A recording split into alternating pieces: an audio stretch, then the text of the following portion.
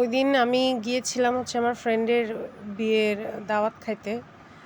তো যখন আমার দাওয়াত থাকে যেদিন সেদিন হচ্ছে মানে তার আগের হচ্ছে মানে ১২-১৪ ঘন্টা হচ্ছে আমি না খেয়ে থাকি। মানে যাতে আমি ইচ্ছা মতো খাইতে পারি এইজন্য। তারপরে হচ্ছে যখন খাবার-দাবার সামনে আসে তখন ১-২ লোকমা দেওয়ার পর হচ্ছে আর খাইতে পারি না। পেট ভরে যায়। আনইজি লাগে।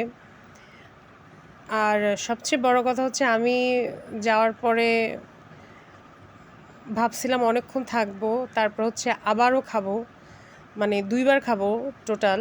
যেহেতু এটা আমার ফ্রেন্ডের বিয়ে, কোনো বিধিনিষেধ নাই। ইচ্ছামতো খাওয়া-দাওয়া করা যাবে।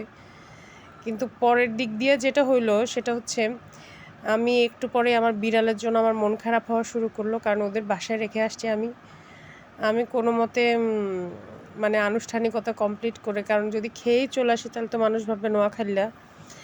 তারপরে আমি হচ্ছে একটু কথাবার্তা বলেই তারপরে আমি দ্রুত সেখান থেকে চলে আসি। আমার বিড়ালদের জন্য আসার সময় আমি শুটকি কিনে নিয়ে আসি। তো আপনারা আমার বন্ধুর জন্য দোয়া করবেন। আল্লাহ যেন ওকে অনেক ভালো রাখে, অনেক সুখী করে। এরপরে হচ্ছে আমি যখন বাসায় আসছি, তারপরে যখন রাত্রেবেলা তখন আমার ওই খাবারের কথাগুলো আবারও অনেক মনে পড়ছে এবং তখন আমার আবার খাবারগুলো খাইতে ইচ্ছা করতেছিল। বারবার শুধু খাবারগুলো চোখে ভাসতেছিল।